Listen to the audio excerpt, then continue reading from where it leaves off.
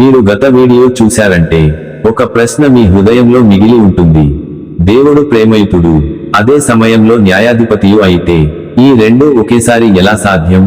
పాత నిబంధన అంతటా ఒక గొప్ప సమస్య కనిపిస్తుంది. పాపం ఉంది, న్యాయం కావాలి, కానీ మనిషి నిలబడలేడు.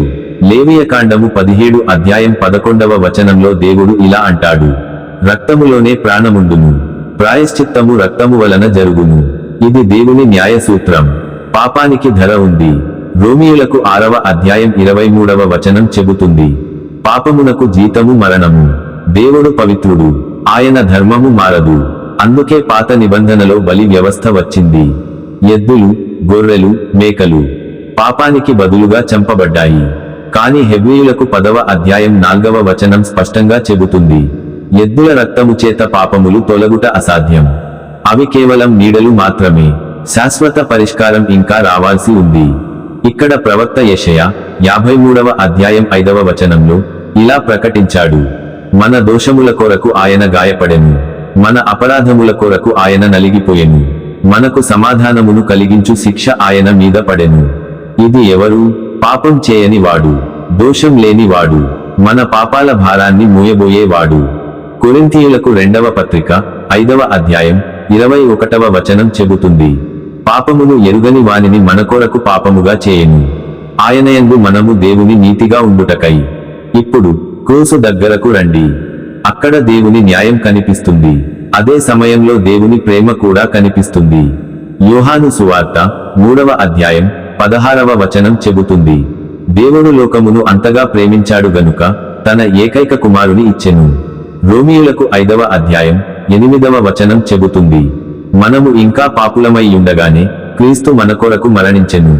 అందుచేత దేవుడు మన మీద తన ప్రేమను ప్రకటించెను. క్రూసు మీద శిక్ష నిజంగానే అమలైంది. యెషయా 53వ అధ్యాయం 6వ వచనం చెబుతుంది, మన అందరి మీదనున్న దోషమును యెహోవా ఆయన మీద ఉంచెను. ఇది న్యాయం, ఇది ప్రేమ.